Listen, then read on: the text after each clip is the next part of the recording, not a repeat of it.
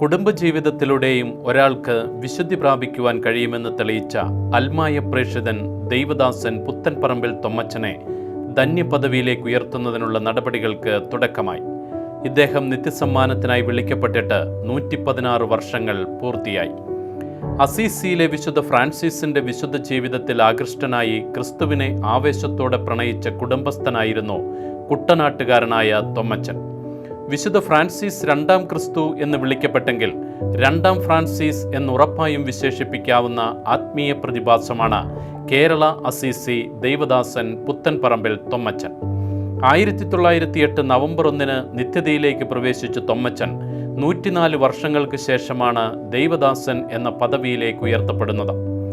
1865 തൊമ്മച്ചൻ തുടങ്ങിയ കയറ് കെട്ടിയവരുടെ സംഘം എന്ന ആത്മീയ പ്രസ്ഥാനമാണ് പിന്നീട് ഫ്രാൻസിസ്കൻ അൽമായ 3-ാം സഭയായി മാറിയത്. തൊമ്മച്ചൻ്റെ സംഘടനാ പാടവവും ആത്മീയ പ്രവർത്തനങ്ങളും പരിത്യാഗ പ്രവൃത്തികളും സർവോപരി ഫ്രാൻസിസ് പുണ്യവാളന്റെ സ്വർഗീയ മധ്യസ്ഥവും വഴി സഭാധികാരികൾ 3-ാം സഭയെ കേരളത്തിലെ എണ്ണപ്പെട്ട അൽമായ സംഘടനയാക്കി ഉയർത്തി. പ്രിയമുള്ളവരെ, ദേവദാസൻ പുത്തൻപറമ്പിൽ തൊമ്മച്ചൻ എങ്ങനെ ഇത്രയേറെ ആത്മീയ ഔന്നത്യങ്ങൾ കീഴടക്കി എന്ന് നമ്മൾ ചിന്തിക്കുമ്പോൾ അദ്ദേഹത്തിൻ്റെ വ്യക്തി ജീവിതത്തിലെ 1-2 സവിശേഷതകൾ നമ്മൾ ശ്രദ്ധിക്കാതെ പോകാൻ പാടില്ല. സൗമ്യത, ശാന്തത, എളിമ, ആഴമായ മൗനം, ഈ മൗനത്തിൽ നിന്നും ഉണ്ടാകുന്ന ധ്യാനാത്മകത, ഇതൊക്കെയായിരുന്നു അദ്ദേഹത്തെ ആത്മീയ വഴികളിലൂടെ മുന്നോട്ട് നയിച്ചത്. ഒരു തികഞ്ഞ ദിവ്യകാരുണ്യ ഭക്തൻ കൂടിയായിരുന്നു തൊമ്മച്ചൻ. പലപ്പോഴും അദ്ദേഹം ധ്യാനനിരതനാകുമായിരുന്നു. പിന്നീട് ഗുഹകളിലൊക്കെ പോയി ധ്യാനിക്കുന്നതിന് മുൻപ് തന്നെ വളരെ ചെറുപ്പത്തിൽ തന്നെ ആ ആഴമായ മൗനവും അതിൻ്റെ മാധുര്യവും അദ്ദേഹം തിരിച്ചറിഞ്ഞിരുന്നു.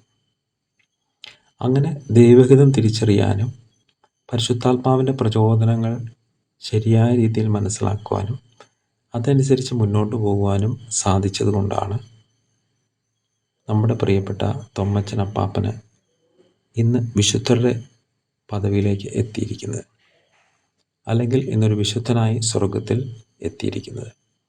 സഭ ഔദ്യോഗികമായി അദ്ദേഹത്തെ വിശുദ്ധ പദവിയിലേക്ക് ഉയർത്തുന്നതിന് വേണ്ടിയാണ് നമ്മൾ പ്രാർത്ഥിക്കുകയും പ്രവർത്തിക്കുകയും ചെയ്യുന്നത്.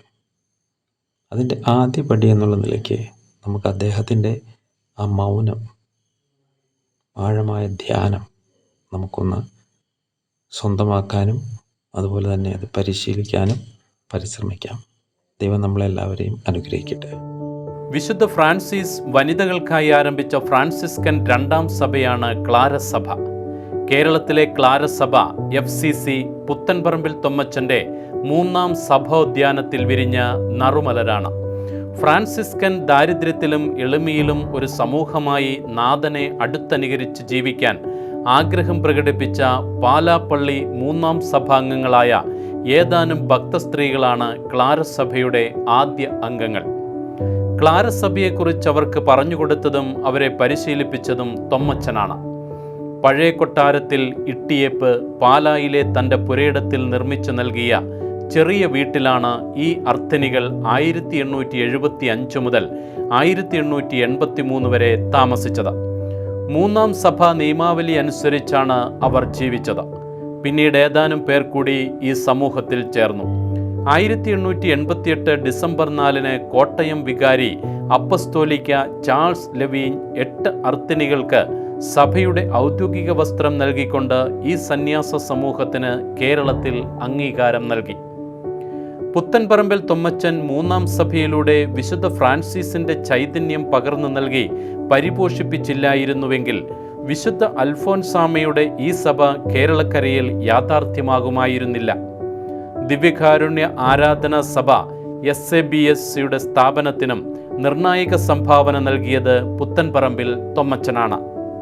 തികഞ്ഞ താപസനായിരുന്ന തൊമ്മച്ചൻ ഗുഹകളിലും വനാന്തരങ്ങളിലും ഏറെ സമയം പ്രാർത്ഥനയോടെ ചെലവഴിച്ചു. ചെന്നിടങ്ങളിലും തങ്ങിയ സ്ഥലങ്ങളിലുമൊക്കെ സഭാവിശ്വാസ സമൂഹങ്ങൾ പിന്നീട് രൂപപ്പെട്ടു. പിന്നീടത് ദേവാലയങ്ങളായി. പഴയ കൊരട്ടി, മാരായമുറ്റം, പൂന്തോപ്പ് എന്നീ ദേവാലയങ്ങൾ ഇങ്ങനെ രൂപപ്പെട്ടതാണ്. ദൈവദാസൻ പുത്തൻപറമ്പിൽ തുമ്മച്ചൻ്റെ നാമകരണം ഈ കാലഘട്ടത്തിൻ്റെ ആവശ്യമാണ്.